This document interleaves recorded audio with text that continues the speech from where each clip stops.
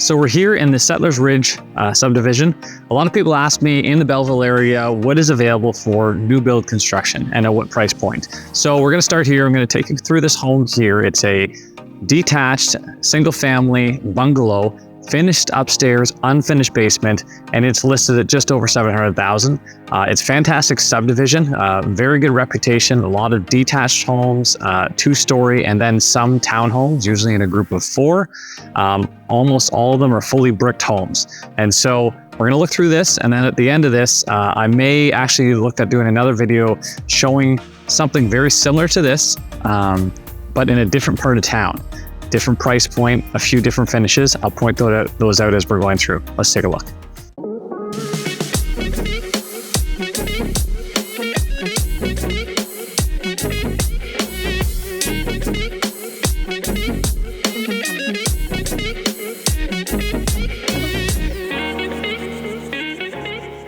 All right, so as you come in right away, tile floors, that's going to be standard in the majority that you walk through. And in this layout here, there's going to be one bedroom that's off the front with its own bathroom. And then there's going to be the primary bedroom with everything else off the back of the home. So starting with the bedroom up front. So this is the front bedroom.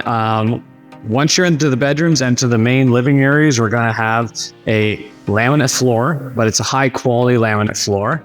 And then this one here has a smaller walk-in closet, which is very nice. And then right across the hall is where we have the other bathroom that is really primarily for this bedroom. They've done a good job in here. Once again, they've got tiled floors. This one will have an insert instead of a full tiled shower. It will have an insert. And then this one has laminate countertops. The actual drawers and such are a good quality. It's all soft close. So that's what you're gonna find in the front one. And as we make our way out, we'll get towards the kitchen. It's a very open floor plan. This is very common. So coming in, we have the kitchen area. It's gonna have solid countertops, which is fairly standard in this price range. And they almost all have this pantry that's built in, which is nice. It's got a lot of extra space. And then in terms of the actual cabinetry and the kitchen itself, they're good quality hardware and good quality doors. So they're actually going to be wood doors, which you're going to see lower price places. You might see like a thermofoil wrapped door, whereas you're going to get wooden doors in this price range. Of course, everything is going to be soft close for the hardware. The fridge opening is your standard 36-inch, so it's going to allow for a nice wide double wide fridge.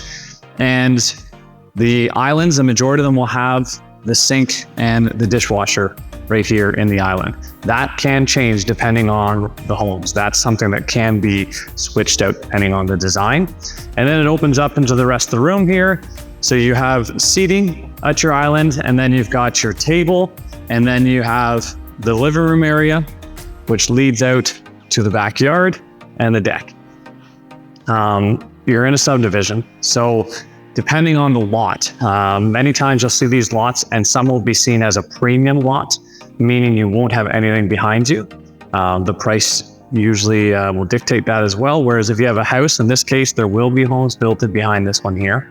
And depending on the type of home, that will dictate how far away each homes are. Because a 2-story, for instance, is a shorter home, whereas a bungalow, they tend to be a longer home. So from there, the other thing to note in this neighborhood specifically, they're all gonna have 9-foot ceilings. And so you won't have that low feeling, whereas the other home we're gonna look at, the price point's a little bit lower. You may notice that a lot of them will have the 8-foot ceilings. So one of the big differences there. Off the back here, before we get to the primary bedroom, we have the garage. So this one is a 2-car garage, and it has 2 doors. And so you can comfortably actually fit 2 vehicles in there. And the majority of people will use these. They're very common to have this mudroom area and then main floor laundry. So a lot of people that are looking at these homes are wanting 1-floor living, which is why they're not even finishing the basements a lot of the time. So you got your washer dryer up here. And then you can come in here access to everything else in the home, or you can go straight back here to the master. Let's go. So the master bedroom, they're very good size. They're always set up so that you can have a king size bed. So you'll find that they need to be at least 12 by 12. They're generally a 12 by 14 is very common. And then off the master, you're going to have the ensuite. And this one here happens to be a walkthrough to the walk-in closet. There are different layouts. Some of them will have those separate doors to the two. But this one here, it has the double sinks. It has a big glass tile shower. They do a really great job on these showers. And then this one here walks through right to the closet. And there's ample closet space. And these, you don't really have to worry too much about that.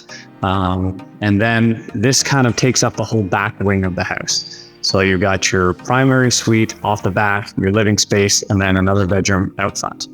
Okay, so with these here, because it's an unfinished basement, they will always finish the stairs going down, and then they will put a door at the bottom here. So if you have no intentions of finishing the basement, you can shut the door, and any traffic upstairs, it'll look like it's finished right to the bottom, which is a nice little feature.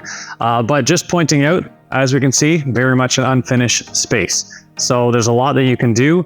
If you are choosing to build with one of these builders, then you do have the option, of course, of finishing out the basement, and they will price that in.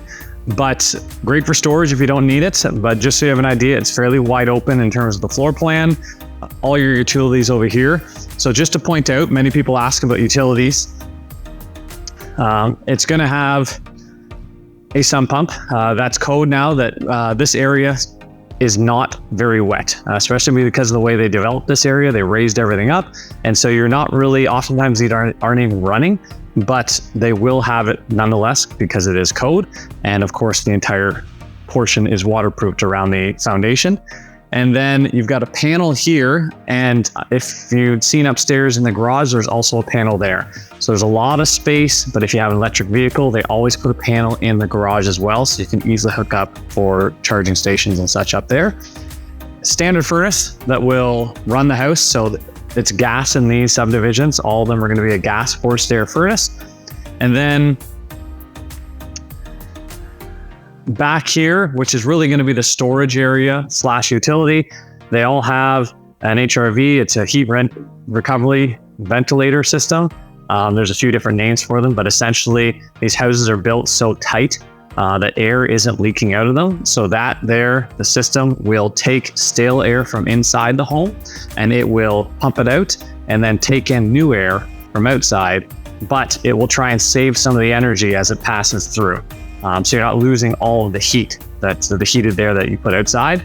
And then here, this is something that's different depending on the type of home, but in this particular subdivision, they're gonna have the on-demand gas water heaters. And so that's already piped in. Something to keep in mind is there are often rentals that come with these homes. Very common in Ontario still that they're all rentals. Many people don't like that and they choose to buy them out. But that's one of the things you'll want to consider. And other than that, the home setup in this one particular, it's got the rough-in. They always have a rough-in for a bathroom in the basement. So you can put a full bathroom there. And in this scenario, you could probably put 2 bedrooms down here. So you have a little hallway, bedroom on each side, bathroom in the middle. And so I've seen some people that buy these and say, well, they don't want to finish the whole basement, but they need an extra space in the bedroom. So they come down the stairs and they finish off a bathroom and a bedroom in that little area. And that way they're kind of reducing costs, but they're still getting a lot of use out of the basement. And the other thing to note, depending on the grading, this one here, you'll see the windows are always pretty good size with window wells. And the key here is egress. That's something you get with these newer neighborhoods. It's a great idea in case of emergency that you have a way out of the house very easily. So that's a great thing to see there. And as we're looking at the backyard, the other thing to note, as I mentioned, there is a walkout here to a deck. That is not standard, depending on the builder that you're going to be using. Some of them will just have a step that's going right out, and that it would be on you after the fact to actually put a deck if you'd like one. Whereas this builder in particular, they do put a deck with stairs. There's a landscaping package, meaning that they sod all around the house. So you get grass the entire way. Fences are generally not included with any new build. So if you want separation there with the neighbors, that's something where you have to account for the cost of adding a fence. And then the front yard, this builder in particular, they'll actually put a little stone paver landing right at the front steps as well. And then with the single family home, it kind of varies. This one has the paved driveway already. If you are looking to build a new home yourself, it's usually one of the things that you have to pay for over and above. They suggest waiting a year, within a year after purchasing the home, to have the driveway paved. So that's another expense that you want to keep in mind. So hopefully that gives you a good idea of what it is that you can get in this $700,000 price range for a new build home. Now, there are many other options in terms of layouts and then different types of lots that you can get. Of course, those may reflect in the price a little bit, but this gives you an idea of a home in this neighborhood, which is just north of Highway 401 in Settlers Ridge. Majority of the homes here have an all brick around the outside. They've got the 9-foot ceilings inside, the stone countertops. Those are all finishes that you'll see in this area. I'm going to do some other videos. So if you're interested in looking and seeing what other options are available here in Belleville, I'm going to look at some other homes that are kind of more towards the water. A different subdivision might have a few different finishes and different price points to match. So hit the subscribe button. And if you have more questions, you're actually considering relocating to this area and want to know a little bit more details, feel free to reach out. My information down below. Just give me a call, send me a text, send me an email. I'd love to chat with you. And if you have any other questions, if people want to see some other homes, different price points, even some resale homes, put it down in the comments below, and maybe I can get and look in some of those as well. Till next time.